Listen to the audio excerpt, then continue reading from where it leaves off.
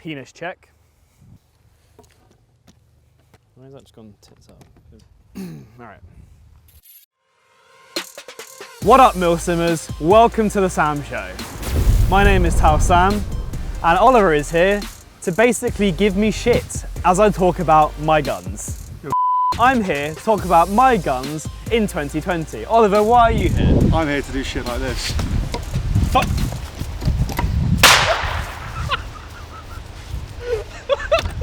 That's where did that come from? Who is there? Who else is down there? If you look back at some of that footage, I'm sat here waving. Okay, You're good. there raising your guns, and I'm just here just like, woo. Well done.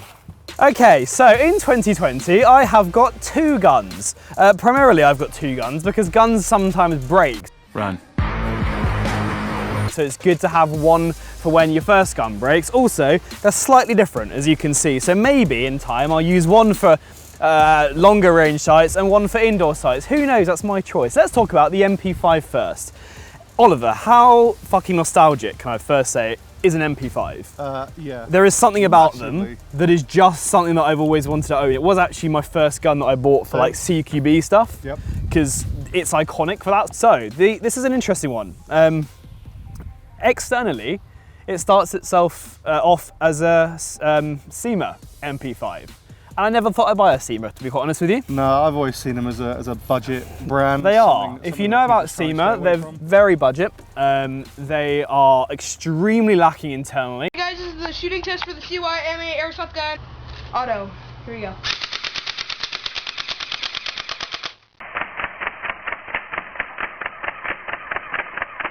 I've done one Airsoft gun, or Airsoft war, and it's gone pretty well. They're not good, but one thing they are good for is their externals, weirdly enough. So this started itself off as one of their Cyma 2019 Blue Edition MP5, blah, blah, blah, whatever it's called. So some special edition MP5, great. Had decent externals. It's a quality feeling gun, like, you know, there's not... It's got some chunk to it has some weight to it. It's got a decent weight to it. It's full metal body, but it's built like a brick shit house. It is solid. So the externals, but just to finish that story about Cyma, so that's why you get Cyma.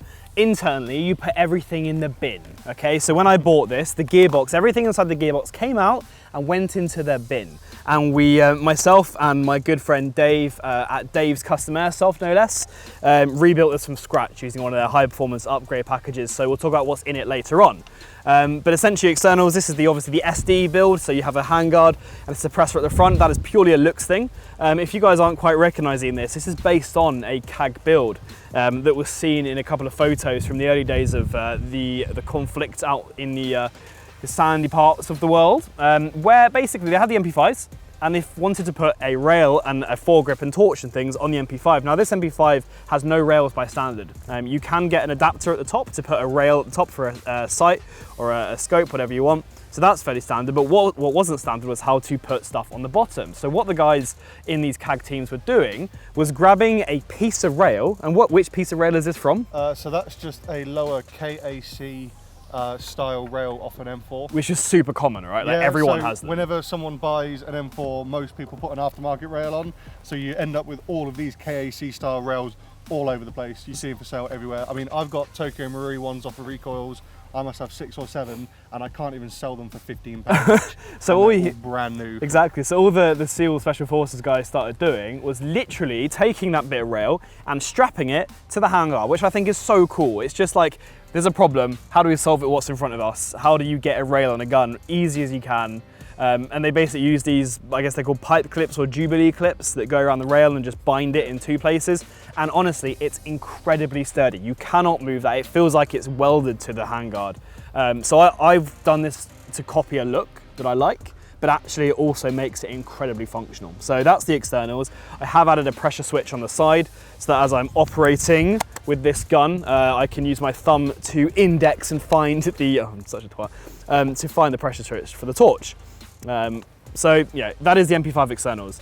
Let's go over to the range and see how it shoots. Great.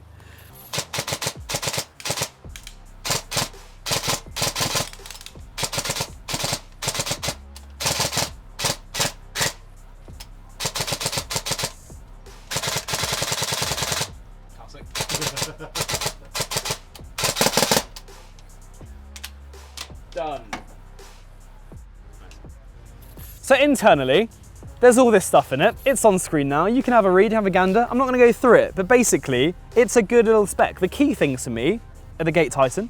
Yep, I think we'd both agree that if you're going to run a modern weapon these days in the airsoft world, having a MOSFET, ideally the Gate Titan, will go a long way. It changes your gun entirely into something different.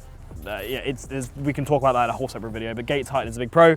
You know, the rate of fire trigger response you get is nuts. The way it can manage itself and just cycle very cleanly with a high-speed trigger is really important for a CQB gun. So does the job very good. That's an MP5. You want one? I do want one. It does give me some real nostalgia looking at that, thinking, yes, but I can't justify that much on a Cyma MP5. It's a weird thing to get in your head, isn't it? It's a weird one. I totally agree. It's a weird one. That is Talon-Sam Gear Locker Gun Edition 2020. Thank you very much. We'll see you next time.